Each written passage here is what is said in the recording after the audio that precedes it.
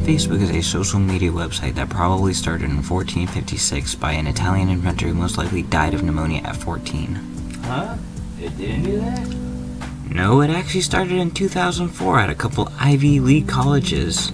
From there, it quickly grew when in 2006, the CEO decided he was sick of looking at college students' dumb status updates and thought it would be better to look at everyone's dumb status updates. So, he opened the site to the public. Good thinking, Zuckerberg. Very quickly, Facebook grew to be one of the most popular social media sites like ever. I mean, just look at this graph. Graph. Facebook has been growing non-stop since the day it was made public. Like, just look around you. How can you not know what Facebook is? Do you actually live under a rock? That actually might not be a bad idea. You don't have to pay rent. Shortly after Facebook was unleashed to the public, people began to worry about the sanctity of their privacy. At this point in Facebook's history, a lot of privacy settings didn't really exist, so anyone and everyone could see where you worked or whether or not you liked Doctor Who. Facebook had to make a change to how they dealt with privacy.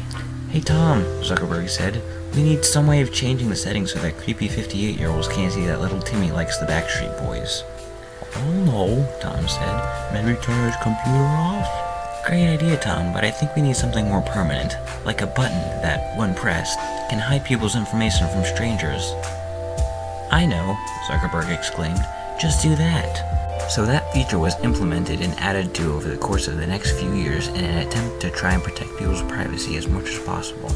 Let's go back to that graph I showed earlier. As of 2008 and being open to the public for about 2 years, Facebook had about 100 million active users. In 2012, the pokey little website surpassed 1 billion users. Now it has closer to 1.56 billion users. That's a lot of preferred movies to keep track of.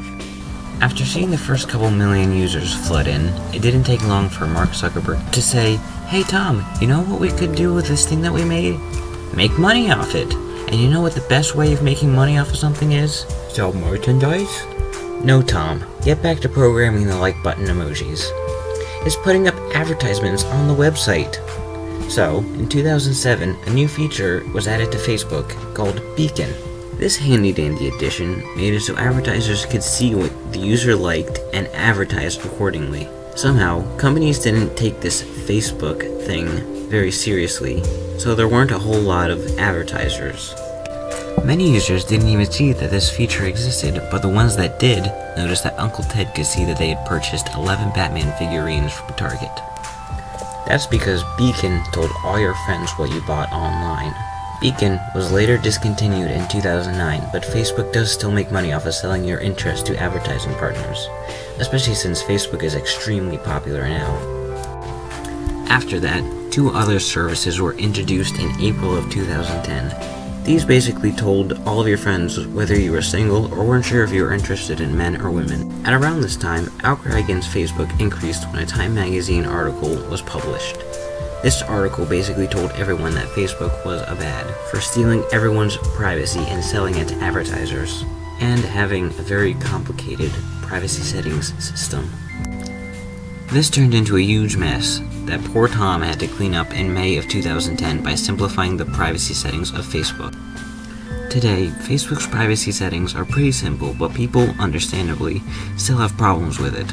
Not only that, but Facebook still makes money off of its users' information.